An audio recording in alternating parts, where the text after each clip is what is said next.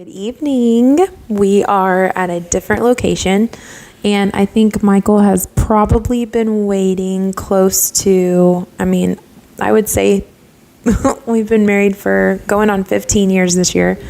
I think he's been waiting probably a good 13 and a half years for us to have this kind of a podcast and conversation, because for the first time, his wife is super excited about investment properties. Yeah, it's been a long time coming. So I did just take a class with the real estate class that I'm part of, and on Monday and Tuesday. And I came back home and I was just fired up about wanting to do more investment properties and how we can gain wealth instead of just income. So it's really been a mindset change. When she says that, that is an understatement. She went kicking and screaming every time we even talked about looking at investment properties, because I used to drive around every Saturday with the family. Which that's called driving for dollars. And was looking for single family properties. But the goal for tonight, and I took notes, so if I'm looking at my phone, I'm not distracted. I'm actually quite the opposite. Because when we started talking about this, I had so much to say. I knew if I didn't have notes that I would get off on rabbit trails. So we're going to try to break this down as easily as we can, so that this will be a series that you can start following if you and your family decide that this is something that the Lord's been asking you to do. And this is something that Michael really feels like the Lord's been asking him to do. And so he has taken every opportunity to learn about these processes. I'm doing the single family side, especially things that are on market. But Michael is, I don't want to say that he's an expert, because I think there's always an opportunity to learn, but he's really well versed in several different opportunities. So the objective today is we're going to try to communicate so you can understand the fundamentals of single family and commercial real estate investing, kind of what they are, and just there's honestly endless opportunities in both sides, but we're just going to cover 4 for each side because we figure that's bite size and you can start there. And talk about the pros and cons of each one, kind of where they're at, and the pros and cons at the end, so you can decide where you think you best fall. And then, like she said, we're probably going to do a series and follow up on each one of these strategies and do a little 20-30 minute episode talking about each one in more detail so you can understand a little bit more. So just kind of getting started, most people start in single family.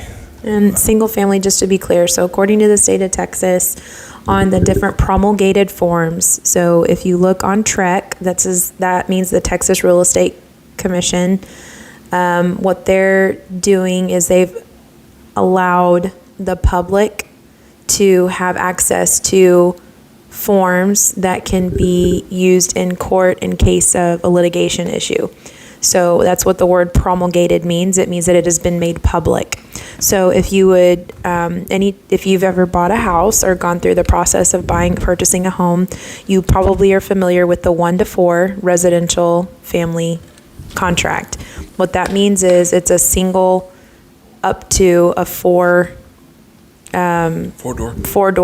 space. So after you go past 4, that's considered multifamily commercial. So 1-to-4 is what most of us that own a home, we've gone through.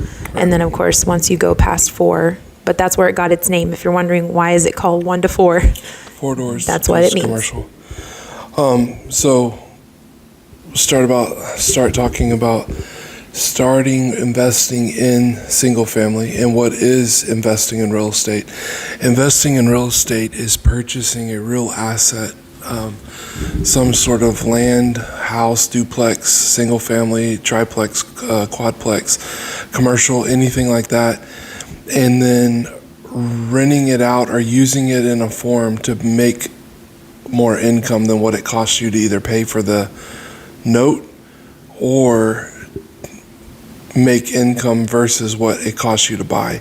I.e., if you bought like a $20,000 or $30,000 piece of land, you put some gravel on it for maybe $5,000 or $10,000. You've improved it, and your total all-in cost, let's say, is 35 and 10, so you're at 45K, and then maybe you rent out spaces for people to park 18-wheeler trailers while they're waiting, and you make $2,000 a month.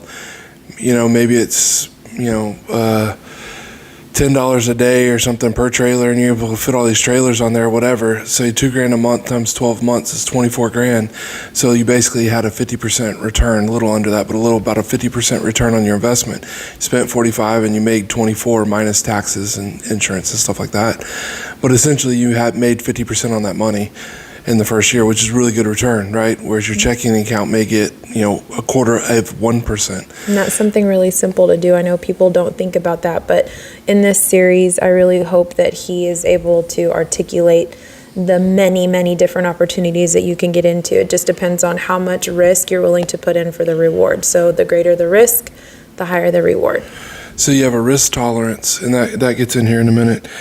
But basically, your investment portfolio comes down to your risk tolerance, your comfortability with real estate, and how passive or active you want to be.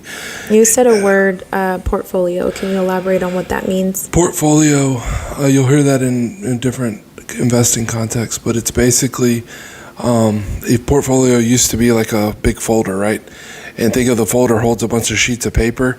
So like each investment's like a sheet of paper. So your portfolio is all your investments, whether that's stocks, bonds, whatever, or real estate, or collector cars, or baseball cards, or gold, or silver, whatever you collect or invest in.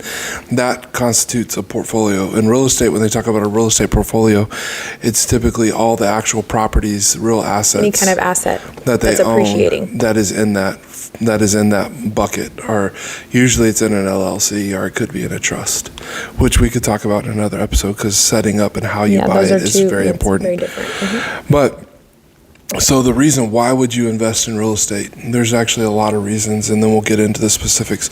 In general, real estate, as Megan's already mentioned, over a longer period of time, there are ups and downs in smaller market, in smaller time increments, but overall real estate pretty much always appreciates.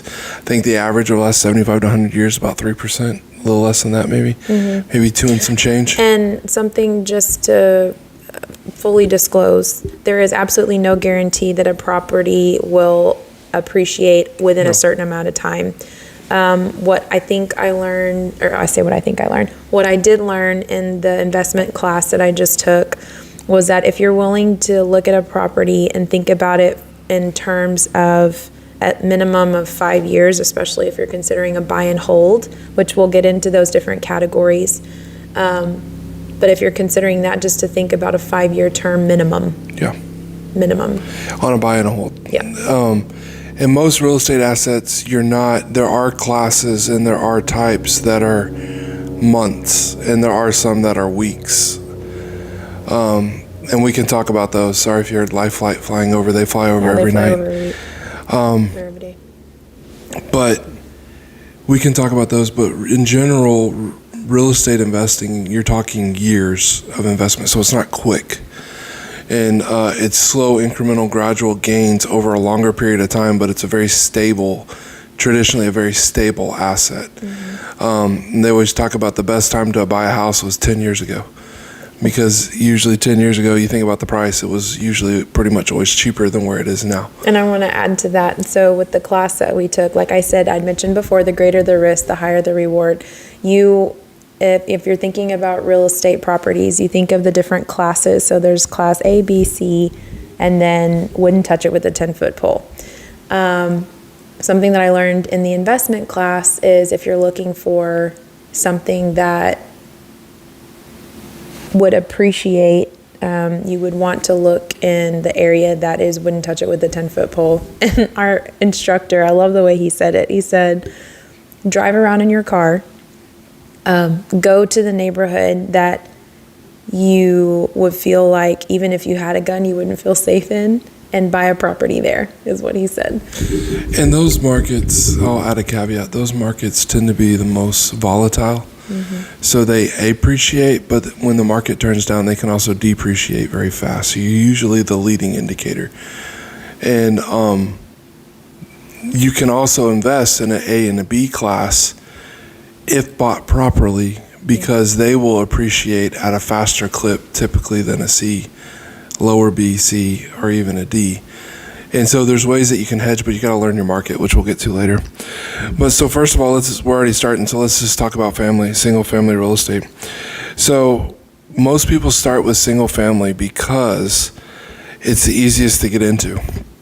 Most people are familiar with single family. They've lived in a home or some of the sort, rented or lived in one.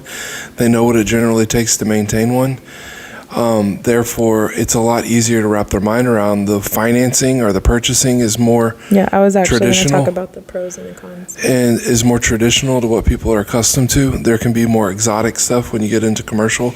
You can also do a little more exotic stuff with single family, but we can cover that in another episode. Let's clarify the word exotic, because we have walked into single family homes and there have been some pretty exotic scenarios that we've seen. When I say exotic, I'm saying not traditional, not like going down to the local bank in the corner and getting a loan. There's a lot of other ways that you can purchase single family homes and commercial property. I call the commercial property the Wild West because there's no rules. There are a few, but they're not nearly as many as single family. Very little rules. There's so they typically require, single family homes typically require less capital to get into. Mm-hmm. And there's usually a very high demand because people always got to live somewhere. Mm-hmm. And most people's working goal, on 2 rentals right now. For clients, Mm-hmm. most people are, their life goal is to have a single family home. So that's pretty much always a goal. And if you buy right, i.e. 322 brick in a certain style of neighborhood, right, 1,500 to maybe 2,000, 2,100 square feet, there's always going to be a market for that. Because people that are downsizing when their kids leave are about that size. And people that are getting their first starter home are maybe even starting out in a wood frame, going to a brick home, or people that have maybe dual professional incomes, have a little bit higher range of income, they can start out in those homes. So knowing what are the most high demand homes in the market for multiple areas and the most affordable insulates you from bumps up and down on the road, right? If you're buying a 5,000 square foot home as an investment, that could go great in an increasing market, but as soon as that market turns, those are going to be the first homes that are walked away from. Whereas people in an A may move to a B, people in a B may move to a C, and C may move to a D, and D may move to a wouldn't touch it, and the wouldn't touch it may go to a trailer park.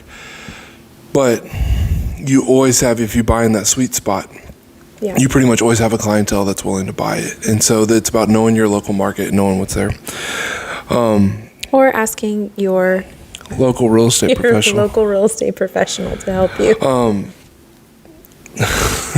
There also are a lot of tax advantages with single family that you can capitalize.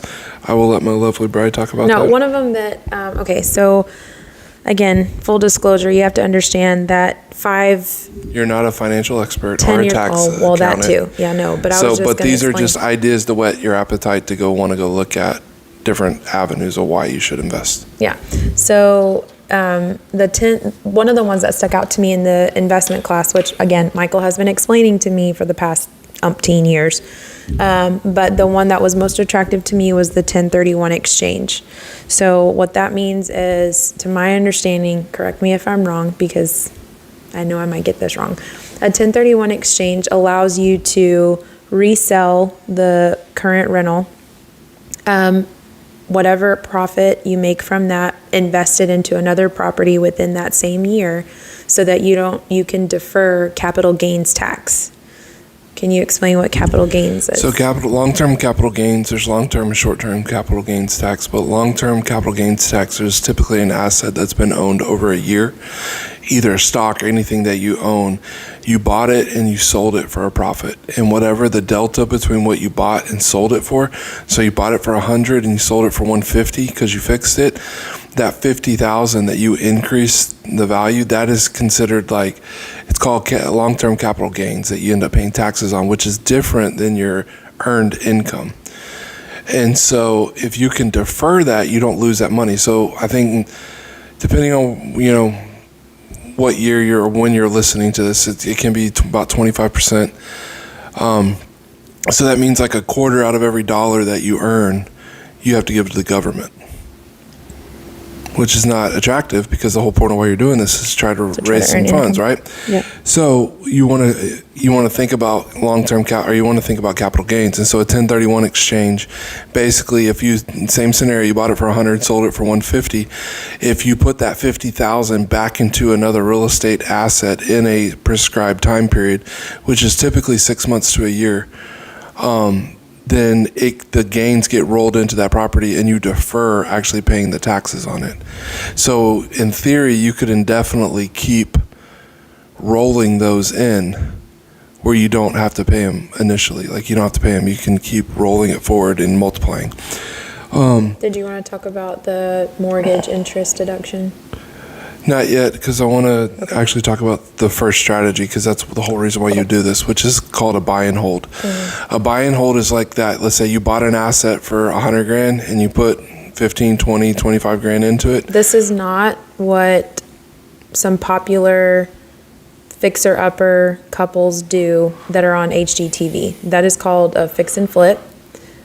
Which we'll cover in a second. We will cover, but So this one buying- is if there were two stepsisters, this would be the ugly stepsister. The fix and flip is the pretty stepsister, because our professor called this the non-attractive side of investing. Well, it's not sexy and glamorous, but it's actually the closest thing on single family that builds longer term wealth. That's why.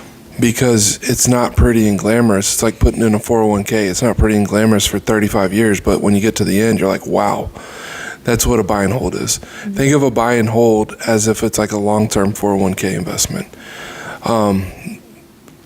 Like 5-10 year, right? Like Megan's talking about.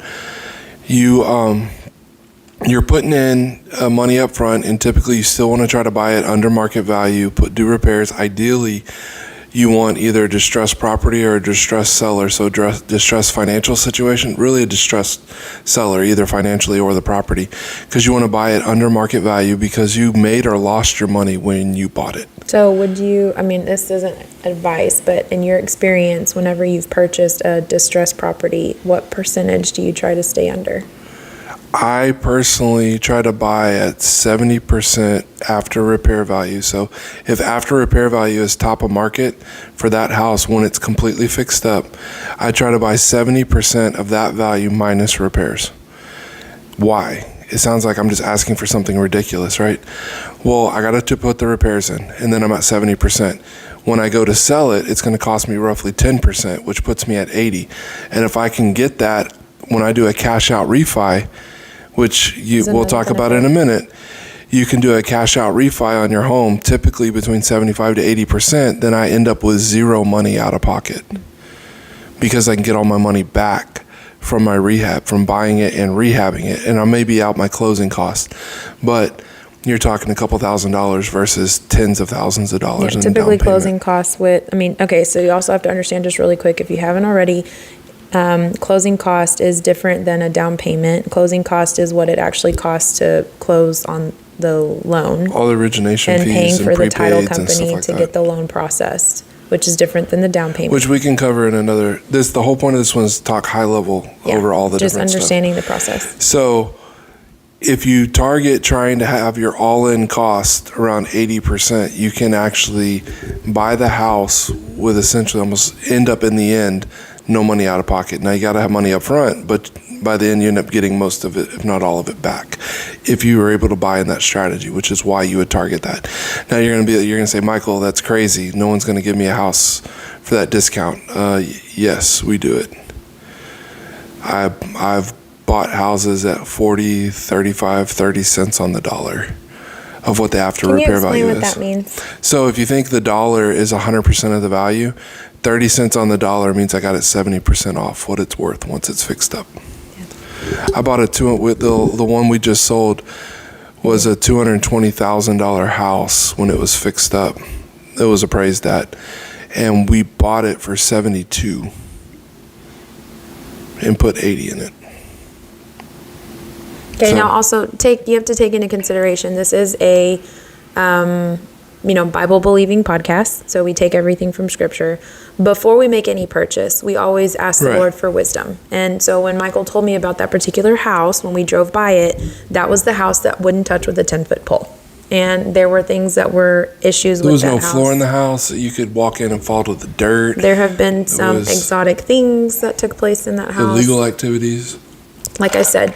So with that greater risk came, the Lord really blessed us with the reward that came, or with the return that came from that. So any purchase, and we have another rental property in a different location, and that one in and of itself has been a blessing. So if we could give advice, we would absolutely advise you to pray before you make any decision on any home, because not only does the Lord care about the address, He cares about your well-being. And the people that are going to move to that house. Yes. We got to get moving, though, because we got to cover all these topics. Sorry. So, buy and holds are ideal for investors looking for long-term, relatively passive income streams. Now, you are going to have to deal with the 3 T's: tenants, termites, and toilets. If you have a buy and hold, that's just the cost of playing the game. Which, You can hire out talking property like- management, but you can, depending on how well you do the rehab, you can pay up front or you can pay on the back end. It's your choice. Now, I will say this little caveat. Our professor said, if you live in the area where your rentals are, do yourself a favor and manage the properties yourself. Yes, it is an extra headache, but it allows you to care more about the asset, Right. and it makes you more involved with the process of what's happening. So the next strategy for single families, fix and flip, which she called the pretty sister, but basically it's the same concept. You buy a distressed property, either financially or physically distressed. Then after you get the distressed property, you want to fix it up to the appropriate level that the neighborhood can support. That's huge on a fix and flip and a buy and hold. On most buy and holds, you want them to be safe, clean, and functional, because your tenants, a lot of times, unless you're in a high-end neighborhood, they don't care if there's granite or not granite, but you spend a lot of money on aesthetics that don't matter to a tenant, and you kill your cash flow. And the cash flow is the delta between what your rent is and how much your note is. And you want to maximize your cash flow within reason, because you're going to still have to pay for repairs, you're going to have taxes, you're going to have delinquent months where your tenant moves out and you have to hold it and you're paying the note till you get another tenant. You're going to have make-readies, which means you're re-cleaning the house, cleaning the carpet. You may have to replace the carpet. You may have to touch up paint. You're going to have trees fall on the house, which we've had. You're going to have electrical cords ripped out of electrical cords, a tree fall and pull the electrical cords out of the house. You're going to have pipes bust under the house. We had water pipes bust on a house, and that was $15,000 to replace all the flooring, all the subfloor. Animals living in the attic. Animals that get in, and you got to deal with that stuff. So you got to make sure you have a big enough cash flow to deal with it and not be upside down on it. So you're not trying to price gouge, but you got to know, what does the market support in that area, which is a rental price per square foot. What cash flow do you need to be able to set aside enough to do maintenance, and then that tells you what you can pay on your principal and interest and principal, interest, taxes and insurance. And then that you can back into what you can afford to actually pay for the house. AKA the pity payment, because we pity you, or we pity ourselves that we have to make that payment Which every month. is the buy and hold. The fix and flip, you're looking at what can the top of that market withstand, or what can it hold. So if the top of the market there is granite and vinyl flooring and fresh paint and a farmhouse look, and those are the houses that are selling in 3 weeks for top dollar, that's what you have to rehab to. It doesn't matter if you like it or not. You're not rehabbing for your style. And that's what most investors, first-time investors, screw up. They rehab to what they want in the house, not what the clients in that neighborhood want. Now, you could have a neighborhood where they actually don't support granite. I've been in neighborhoods before where people want granite countertops. In that neighborhood, there wasn't granite countertops. A lot of neighborhoods, they want vinyl flooring. I was in a neighborhood, they wanted predominantly carpet flooring. You can't inject your style. You can have little bits of it, but you got to understand what is the neighborhood and what is the market demanding, and you got to give it what it wants if you want the house to sell, because it's not for you to live in. To make smart decisions, to make wise, financial savvy decisions, Right. because it's a big investment. Structural things, take care of. Your big five: roof, foundation, plumbing, HVAC, electrical. You got to take care of all those. You got to take care of those first. Most people just want to talk about the cosmetics. What color tile? Can you say those slower one more time? Roofing, foundation, electrical, plumbing, and did I already say foundation? Foundation. HVAC. Roof, plumbing, electrical, HVAC, and foundation. Plumbing. You said plumbing. Plumbing and foundation. You got to make sure those are solid. Now, it's not saying you have to replace all of them on every one, but they have to be safe and functional and non-defective. No major defects in those before you do anything cosmetic. Now, what sells the house? The cosmetic. Because somebody walks in and says, oh, I could always see myself in this kitchen. They don't care if there's good wiring and plumbing behind the walls, but bad wiring and bad plumbing behind the walls is what gets you in trouble and gets you in a lawsuit. So you got to take care of the big five before you can do anything else. Those are non-negotiables. Fix and flip, you buy it, distressed property financially or physically distressed.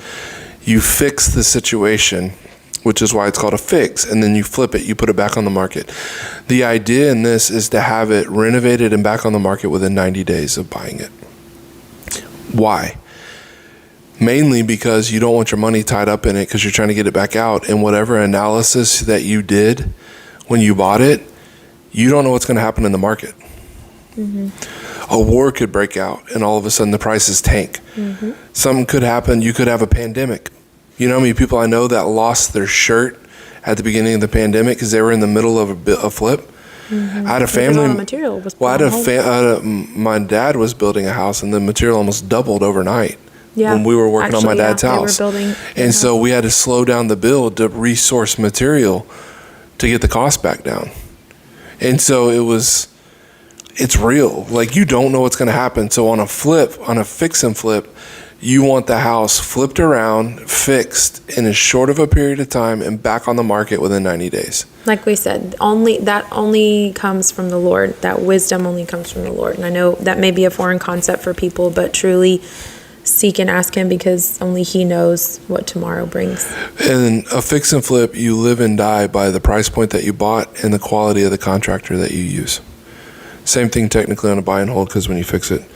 BRRRR strategy is the next one, and I'd already alluded to it a little bit on the buy and hold. Essentially, a BRRRR is a subset of a buy and hold because you're still buying and holding, but BRRRR stands for buy, rehab, rent it out, then you do a cash out refi, you refinance, and then repeat. So you use the same money over and over and over and over and over again. That's what I'd eventually like to get to. And that's where it's a form of basically you're recycling the same reserves so you can multiply your portfolio quicker. Now you have to do that with wisdom from the Lord too, because if you use the same money over and over and over and over again and you don't have proper reserves for each property, something comes through, a hurricane like where we live, and you bought 5 properties using the same reserves. Now you got 5 deductibles that got to be paid, 5 roofs that need to be fixed, 5 foundations, 5 sets of rent that you got to come up with to pay the notes, and you got to put the tenants up somewhere. So, I mean, you just got to think about it when you're doing it and how you set it aside. Something that I learned too, which didn't work out very well for us because fortunately or unfortunately, we live in what's called a MUD, municipal utility district. So the taxes on those can tend to be higher. So if you're looking for your first rental, you would want to consider possibly finding one that's not in a MUD or in an HOA. Because HOAs can be a pain with rentals. HOAs can be really, really frustrating and they can be really expensive, and all of that raises your payment.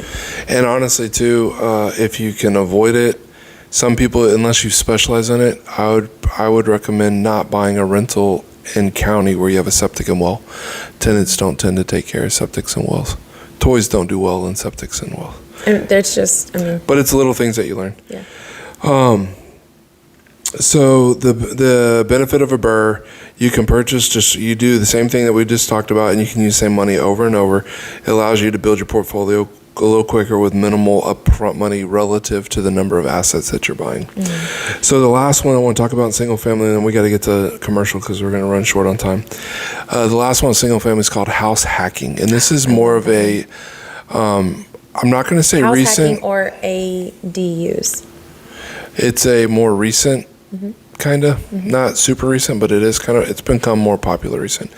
But the basic gist of a house hack is you typically buy, a property with, I say larger, usually 3 or more bedrooms, or a duplex or a triplex or a quadplex, anything that qualifies as a 1 to 4, and you essentially rent out the other parts of the asset. So you either rent out the other rooms if you're in a single family home, like a one door, like a traditional home. If you got a duplex, you rent out half of it and you try to get to where the other rent basically pays the note, so you're living for free. That's easier, obviously, if you're in a triplex or a quadplex. Even though the expenditure is higher to purchase it, you have multiple tenants that you're spreading the cost out. So essentially, your tenants are paying for you to live free. The downside is that you're living on site with the tenants, so you may get a lot more conversations if they know that's you. But the ADU just stands for, I think it's adjacent or additional dwelling unit, but that would be something like a live-in garage, like you've converted the garage into a separate bedroom. The apartment, the apartment that comes like above the garage, maybe adding it to the property and renting that out as well. But those help subsidize utilities. And the other thing you can do with those is those are typically still, you typically can still qualify for like FHA. Accessory dwelling unit, sorry. I thought it was adjacent. Accessory dwelling unit. You can typically also still qualify for an FHA via USDA, which #look up USDA or call us if you want to learn about that. That's another pretty powerful tool that a lot of people don't use. Loan products where you can have low to no down payment on a lot of those, and help you get into an asset and then have tenants at least. And even if they're not ideally right, it'd pay for all of it. But in reality, you may not get there. But if 80% of your bill or 70% of your bill's paid, that's still a pretty sweet gig, right? And you got an appreciating asset that's growing every year, and your tenants are helping pay your principal down, which we can get into in single family, but I need to get into commercial. So commercial real estate investing. The key difference, so unlike single family, commercial real estate is valued based off the income rather than the sales. So why do people like commercial better? This is why. Because like I just said, during COVID, during other things, if all of a sudden the value tanks on single family, or think about what unfortunately happened in California recently, and all this area burns down, or you have a big flood, or you have something like that, and all of a sudden all the property value drops like 30%, right? Well, that stinks if you bought a bunch of rentals in there. Yeah. On a commercial, your value of your asset is based off of your operating income, your net operating income, your NOI divided by your cap rate. And so whatever the asset is producing in income ends up making what the value of the asset is. I laugh when he says cap rate, because cap rate is just, honestly, they just pull it out of the air. Well, there's standards that they use, but yeah, basically. There's certain. I asked that in class, and I was like, who establishes the cap rate? And it's like voodoo math, but basically it's like a multiple trading off the business, but we can get into that when we get into commercial. But commercial and properties in general require a higher upfront investment, but they also have significantly higher cash flows. And they also have longer tenants, so they tend to be more stable. Usually these contracts are 3, 5, 10, 15. I've even seen 20 and 30-year leases on some of the businesses I've underwritten lately. But the downside of starting out, before we get to all the pros and cons though, is that an investor must, well, besides the expense, but investor, you must do your due diligence, and you have a lot bigger due diligence that you got to do. How long is a typical due diligence for a commercial? Depends. I beg to differ. It depends. You need to ask at least a minimum of 3 months. You need to ask a minimum of 90 days. No. Yes, to do it correctly, because how many commercials have you bought? I just took a class. The professionals will tell you you need to ask for 90 days to do your due diligence, especially if you're doing a multifamily apartment complex. You need to have someone boots on the ground looking in each and every unit so that you know exactly what you're getting into. If you're going to get a commercial, call me. You got to do it in 45 to 60 days, or they won't sell it to you at 90. Then why did they teach it to us in class? Because that's the theory, but the reality, when you go to buy it, they'll throw your offer out if you put over 60 days. I've had one thrown out just for putting 60 days in there. Okay. Over 70% of the offers I put in on apartment complexes, if they're over 60 days, they will immediately just throw them out. Because then you got to do your closing, and you're closing 60 days. They're not going to wait 5 months for the apartment to close because they're selling it because they got a problem. So you got to do it in like 45 to 60, which it's very intense. That's why I said you got to know what you're looking for. Because when you get on site, you got to know what to look for, have a checklist, Maybe anyways. it's a maximum. It's probably a maximum of 3 months, because 3 months from buy to close, yeah.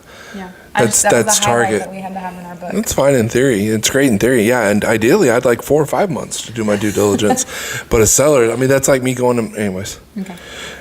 I'll be quiet. You got to be able to do your due diligence, because if you don't, you can have a lot of challenges on those. Okay, so let's go into strategies. First one, which I just brought up, is multifamily properties. So anything commercial, anything over 4 doors or it's a business, can be considered commercial. So multifamily, what's multifamily? Multifamily is anything over 4 doors, so 5 doors and more. So you got apartment complexes, which are very stable cash flow. You could have groups of duplexes, triplexes, or apartment buildings that qualify as multifamily. Provide multiple income streams from different units, so that where it reduces your exposures to vacancies, because you're spreading it out. Like an average vacancy in an apartment complex is typically 5 to 10% on a well-run apartment complex. I mean, like I walked a 110 unit the other day and they had 3 vacant units. That's phenomenal. It's like 98%. Oh, wow. The best I've seen is like 98 to 99%. Very few of them are at 100%, because you always have somebody moving out, and it takes 2 to 3 weeks to turn it back around. So you usually always have something, because I mean, think about it. You got 110 units. At least one of them is going to be turning around. If you're going to do multifamily, like apartment complexes, sorry, I got to go back to where I was at because it skipped on me, so I don't miss something for you. Like I talked to you about, the value is determined by the net operating income divided by the cap rate. So if you can reduce expenses or increase income, you can dramatically change. And like an average cap rate right now on multifamily is like 7.5%. Yeah. So if you're at a 7.5% cap rate, every dollar you increase on NOI increases the value of the asset $13.33. Your eyes should get really big right now, because how long would it take you to increase a home, a single family home, that 13 times? Ideally, if you're thinking about it, increasing it by 1% every year, that's 13 years. Right, and you can get that in a couple months by changing some structures and doing some things. So that's why multifamily is very attractive for investors, especially if you can find assets that are mismanaged. And there's a lot of people out there that think, they can manage it, and then they get in over their head, and all of a sudden they're losing.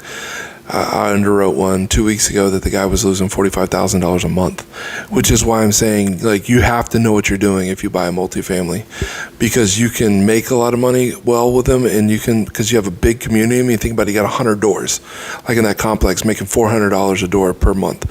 So that's really good revenue. Yeah. But at the same time, if you get it going south, that's a really big loss really quick. Yeah. And so you got to know what you're doing. And you can start out small, right? You can 8, 10 unit complex, but you need to know what you're doing. But if you understand the formula and you understand how you can use that to your advantage, you can have a very large multiple very quick, using basically the same strategies, buy and holds and fix and flips. It's the same thing. Do you want to talk about how to get into groups, or how to get the capital? It's coming in. Yeah. So lenders often also offer better terms on bigger multifamily like apartment complexes, because they're so stable. So you can actually get what's called non-recourse loans if it's over $1 million, which means you're actually not personally liable for the loan if it defaults. But you have a higher burden of proof that your business plan on how you're going to run it and how you're going to improve it is solid. And so they basically vet your business plan and your due diligence. Goes back to your due diligence. Yeah, it'd take 3 months, but most of them are going to laugh at you. Just so you know, due diligence in comparison to single family is what we would call your option period. And on a single family, you may have 10 5 days. or 10 days to do your option period on a single family. And I've had 5 days, and I've had up to 10. I prefer up to 10. I've had 72 hours I've done, but 3 months. 3 months already. 3 months. I'm going to get her a shirt that says 3 months. Yeah. Another asset class that you can look at in commercial is retail offices and retail and office space. These are like strip malls, right? The that they have. You can buy those, build those. I know some guys that have 3 or 4 of those, and that's their retirement. They have those and they lease them out. The ones that are really well for them are like grocery stores. they'll rent out to like a major chain grocery store. And something that's different about commercial, and this is not by any means trying to be demeaning, but unlike residential, commercial is not backed by fair housing. So commercial is really big into using the demographics and leveraging what the demographics they're looking into and how they can purposely attract certain clientele. So depending on where you're at, just like when I said you got to know your neighborhood and how you improve, you know your neighborhood and you build a business that fits the neighborhood, and you don't have as many laws around what you can and can't put there. Now you do have zoning by city. Right. If a city does have City zoning. of Houston does not have zoning. Well, that's what I said, depending on the city. Some cities do and some don't. But you got to understand what your zoning are, so what you can and can't put there. Do you want to talk about multi-use? I'm not getting super in-depth in these because I want to cover all of these. I was just going to say one type of commercial property that was made popular by our generation is called multi-use. And that is where us millennials wanted food, workout, education, and professional all in one building. So made popular by our lifestyle that we had. But one of the biggest ones that you can think of is City Center.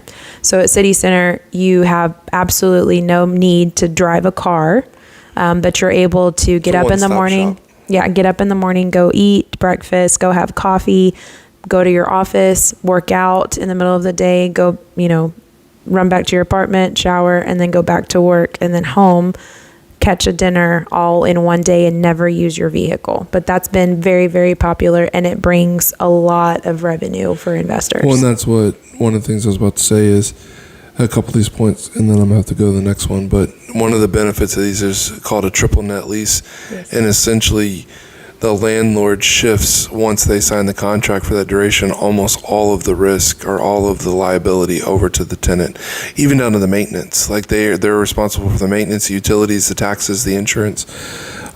Sometimes the tenants will sign it because they get a cheaper rent, but they're basically taking over all the other things. And they have a certain minimum standard they have to maintain on the building. Yeah. But these are also can be very hands-off for the landlords because of that. Mm-hmm. And it's almost like a set it and forget it and cruise control. Think about your big shopping centers, right? Like an H-E-B, a Kroger's, a Walmart. Like most of Walmart's property is actually leased. It's not owned.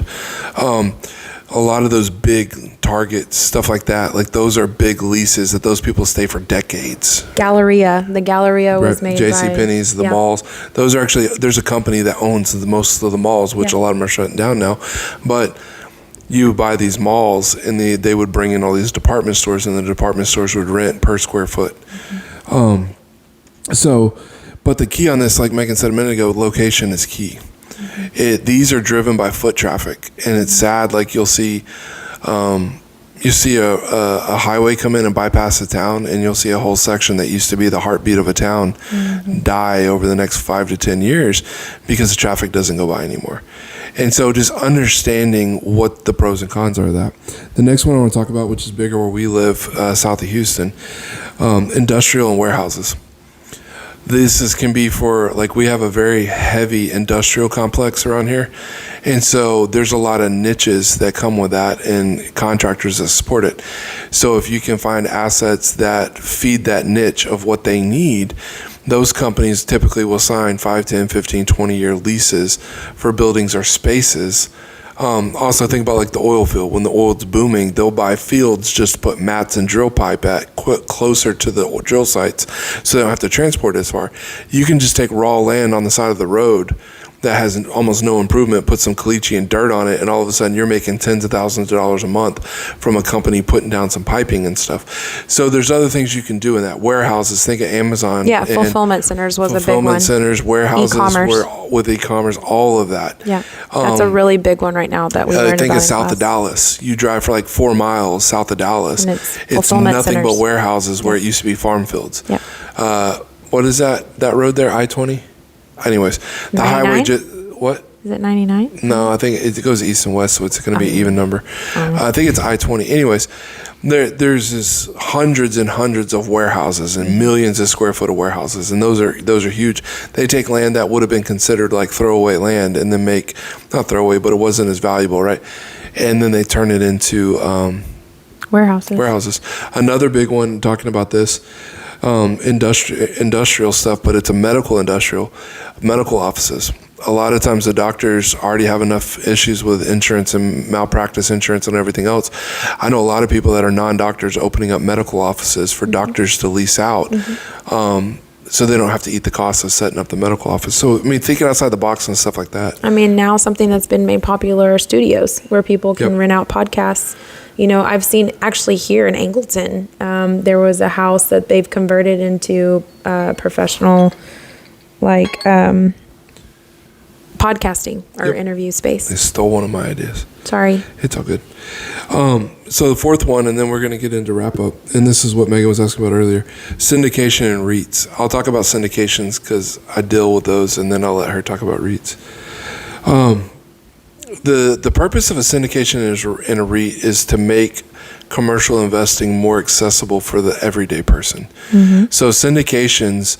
The syndicator or the capital group goes out and they find, negotiate, and secure a contract for a commercial asset with a given business plan. They typically have what's called managing partners that then will be in charge of executing that plan. But before they close, between the due diligence and the close date, they'll go out and syndicate, which means they'll basically offer up people their ability to buy into that deal.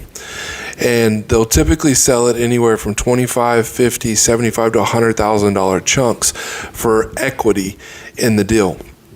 Typically, the syndicators keep 70 to 20% of the deal, and then the syndicates, the people putting in the money, the investors, get the 80 to 70% of the deal. And that gets broken up proportionally to how much money they put in.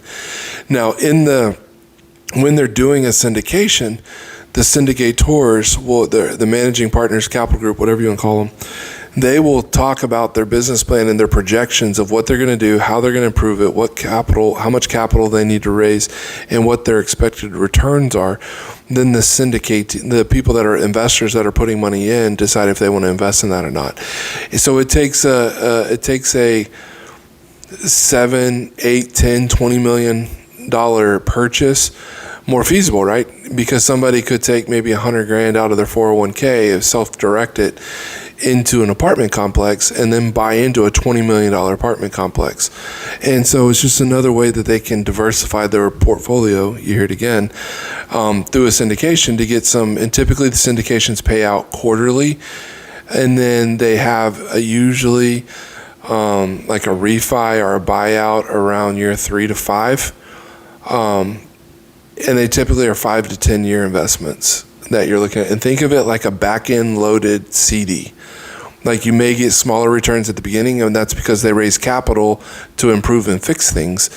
And so the first year or so may be little smaller returns, but then year 2, 3, 4, and 5 really take off because that's where you're realizing all the improvements that you made year 1 and 2. Because it takes time, because think about it, a lease is like a year long. So you may be able to fix something, but you may have to wait till these leases come around before you can fix it. If you want to talk about REITs real quick. Yeah, just real quick. So a REIT stands for Real Estate Investment Trust. And basically my understanding of what this is like real estate stock. So yes. People are able to buy in with shares into this group of investors. And why REITs are attractive to people is because by law, the REIT has to pay out minimum of 90% of their shares to the investors that are part of the group. And there's 3 different types of REITs. There's equity REITs, there's mortgage REITs, and there's hybrid REITs. And they're all different within their own capacity. But the biggest thing is that why would somebody choose a REIT? It's highly liquid. What does liquid mean? The ability to convert an asset into cash. So how quick you can get your money. But the biggest benefits of a REIT is the amount that gets transferred back to the shareholder, and what the benefit is of having those shares. So I want to cover one thing real quick, and then we'll wrap up. How do you choose the right investment for you? Mm-hmm. So I'm going to read through these so I don't get it, because I could talk, like I said, you can already tell I can talk a long time about this. So the best strategy depends on you, your financial goals, your risk tolerance, and then what you're looking for in your time commitment you're willing to put into it. Mm-hmm. If you want a hands-on investment, prefer working with individual tenants, single-family rentals, or small multifamily may be the best fit for you. Some people don't care about the returns. They just want to deal with the people, right? The returns are nice, but they just like dealing with the people. That's why single-family and multifamily is better for that. That's why I'm going to stay on the residential side. If they want a higher income return, more stable leases, longer term scalability. Math, if you're numbers and math oriented, you need to understand numbers if you're interested in commercial. You have to, because can't be scared you of have numbers. to be able to scrutinize everything that's coming in and what needs to go out with commercial. And if you don't have a good grasp on numbers, and I'm not just talking about financials, I'm talking about being able to manipulate the numbers, the percentages, what it looks like, what it, the costs. You need to be able to have a good grip on that. Otherwise, you could really mess up a deal. You could really hurt yourself in commercial. Yeah. But commercial is the way to go because that's office spaces, apartment buildings could be more appealing. And if you want to learn that, I'd recommend getting in a syndication or a REIT first and see it firsthand without having to do it. It's a lot more passive. It's hands off, right, as an investor. But in either one, you need to research your local market, understand that there are different financing options for them, and seek a mentorship and professional help in doing that and He advice. said mentorship. Just real quick, there's a few little plugs that I wanted to put in here for this opportunity. But one of the ones that we got into about 5 years ago, was called Lifestyles Unlimited. Yep. And that was, what it is a network. So Well, it's an educational very program. quickly, what I learned about when getting into real estate is the importance of developing your network, developing your community, much like any other profession, especially when you're talking about a entrepreneur, solopreneur, business owner, is understanding and getting involved in a community where you have experience and someone to go to. So if you're interested in investing, it would be wise to get in groups like that. Now, you do have to buy in minimum, but it's a fee to get in. It's a fee to get education in fee. because they allow you to use and leverage their resources that they have. Well, also their education. Their primary function is to educate you on the process and make you an educated investor. And let So me that just way- tell you that when we first went to the first Lifestyles Unlimited conference, I literally walked around and I told Michael, these people have drank all kind of Kool-Aid. I thought they were crazy. But Lifestyles Unlimited is one of them. Another one that we just went to recently is called RIA, Real Estate Investors Association, and that's local. When I say local, that's more the Houston area. It's Texas. Or They Texas in have stuff general. all over Texas, but they have one in Houston. Yeah. There's dozens of them. I Oh. would just say research them and make sure you find one that's reputable. Yeah. There's also some that are fly by night, so make sure they're reputable. So I want to cover the pros and cons real quick of single family and multifamily before we jump off. The pros of single family. It's a lower barrier of entry with a lower initial cost, easier financing with conventional loans and lower down payment requirements. You have a strong resale market. It's easier to sell than a commercial property. Most commercial properties are on the market for a year or more whenever you do try to sell them. You have a higher tenant demand, especially in desirable neighborhoods because people always have somewhere they need to live. Cons, you have limited cash flow compared to commercial properties because you only have one tenant paying rent. You have higher vacancy risk. When you lose that tenant, you lose all that cash flow. Yeah. Property values are influenced very heavily by market comps rather than your rental income. So if Joe Blow next door trashes his house and sells it for nothing, it kills your valuation and you have no control over that. And it requires a lot more active management unless you use a property manager, which cuts into your margins or your profit. And it's very difficult if you're financing a house to also pay for property management. You pretty much have to own it cash to be able to pay for property management. Pros and cons on commercial investing. You have higher income potential with multiple tenants and longer term leases. You have the property value is based on your net operating income, meaning the investors can directly affect the evaluation of the property, and it's less driven by the market. You have triple net leases if you're doing like commercial, retail, or mixed use, and it shifts many of the expenses to the tenant. Not all, but most of them. So it allows you to be a lot more hands A off. lot less hands-off. And then you have a lot more stability with long-term leases compared to single-family rentals. One other thing I would add on here too for multifamily is there's a lot more It's a lot easier to find property management companies and build them into the cost on a commercial deal than it is in single family, because single family, since you can't really control the market around it, so you can truly make a lot of these commercial deals hands off, or you can do syndications and get the benefit, or the REITs. Cons, you have a higher upfront cost and you have stricter financing requirements. Remember I told you it can be less liability on the individual, but more strict on your business plan. You got to have a solid business plan. It's more complex due diligence, as we talked about, 60 months over here. I'm just telling you what they said in the book. That's fine. That's a great theory. Market demand for commercial spaces. It's like teaching. This is the theory. This is what really happens. The market demand for commercial spaces fluctuates with economic conditions. So that is where the economic conditions can affect you. If you drive around, particularly during the pandemic, there was a lot of storefronts that were for sale. Yeah. Apartments didn't really go for sale because people were struggling for homes, but some of the mixed use and some of the retail stores were. You also have, which feeds into this, when you do lose a tenant, you have a longer vacancy period, because in commercial leases, it's got to be they're usually very particular or very tailored to the individual client.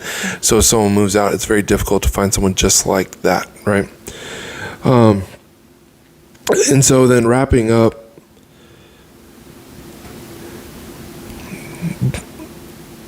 I believe in real estate investing. We believe in real estate investing. We're doing it. Well, I have for a long time. She is now. But he's excited because it's taken our marriage talking about marriage, it's taken our marriage intimacy to another level, because for the first time in a really long time, we're speaking the same language and we're on the same vision. We've talked about that before, vision casting for your family. It keeps the idea together. It keeps the goal together. So if I'm going to give you a little bit of homework, if you're wanting to invest in real estate, because if you're still with us, you are, find out what you could set aside to invest in real estate. And then we'll have subsequent follow-up videos on how you could get started. But something you can do, whether you have $0 in your bank account or you got 100 zeros after a digit in your bank account, is start learning and researching your local market. I always say I like starting in my local backyard because I understand it better than anywhere else. Even if I don't buy, if I just study it and I start seeing trends, it makes it easier to see trends in other areas once you learn your local market. So what are some tools that you use to look at your local market? I know what I use as a realtor. I have a bunch of different websites that I like looking, but honestly, I think the most valuable thing is just get a Redfin account and just look at Redfin trends. Get a LoopNet if you're looking at commercial. Crexy shows you commercial. There's all kinds of business training. BuySellBiz.com trades businesses. There's a bunch of different ways you can see businesses for sale. You can see real estate for sale. But then start Googling. Just Google like 50 different Googles of real estate investing for sale or real estate investing groups, and let the algorithm just take over, and it'll start bringing you all these ads for investing groups, and then get plugged in with some groups. I would there's usually always one or so local meetups that are free a quarter, if not monthly. Find them and go and just see and just listen. The vernacular is different. The language is different. How they think is different. And just being around it and being around people that are thinking that way helps you understand how to think. I am going to put a shameless plug in. Join us on the next episode, and we're going to cover low to no money in to get started in real estate investing and ways you can do that. And if you heard anything in this episode that you just want to know more about, please send us questions. We love to hear your feedback, and we would love to. I keep pimping is a bad word. I keep sending him out because he's truly passionate about this. This is something that he has taught me. He's an excellent teacher. I'm learning so that I can be a better realtor, but also just so that we can teach couples just understanding how to use an asset. It's a tool that the Lord's entrusted. A house and homes and property, those are tools that in this day and age we can help to grow your family wealth.